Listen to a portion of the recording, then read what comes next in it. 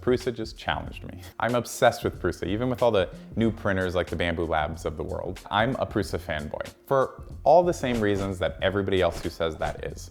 You know, the reliability, customer service, upgrade paths, all of it. But since I'm a fan, I had the wild idea of asking them to provide this channel a Core 1. But instead of sending one, they gave me a challenge. I have to get a certain number of views on 3D printing videos, but if I do, they'll send one over. How many views do I need, you ask?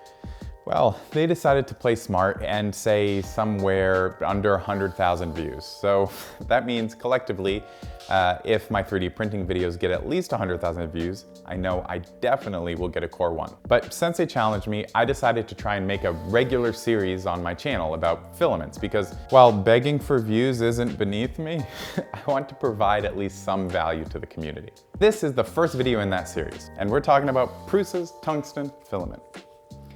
This is a $250 roll of filament.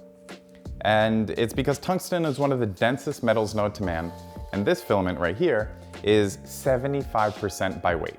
It's hard to put that into perspective, but picking something up made by this is a wild experience. Now, tungsten isn't just great for being a paperweight though. With its density, it actually helps shield from radiation. But I made two things with it to test it out. One is my wedding band actually, and it's because I wanted something a little more weighty than PLA, but if I lost it, I didn't want to be out thousands of dollars, and I can just print another one. The second thing I actually printed was this. It's a film canister. Best part about this is it feels like a rock, it's solid. But it's also X-ray resistant. So when I travel with film, I can just put the sensitive ones in something like this and, you know, hopefully put it through the X-rays without worrying as much about it.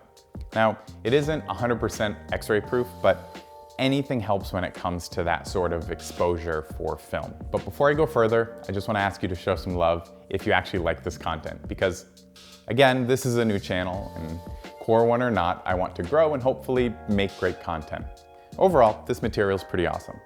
They, sell it in small batches, so you don't need to cough up $200 a kilo, but you can make a few small things without a whole lot of money.